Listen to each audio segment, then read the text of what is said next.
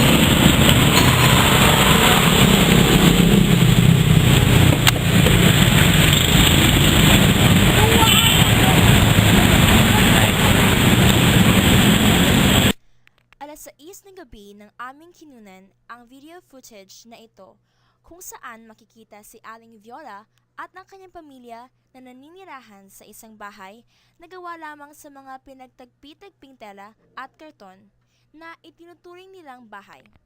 Sa nakikita natin, sila ay naghahanda para matulog na dahil maaga pa bukas ang kanilang trabaho.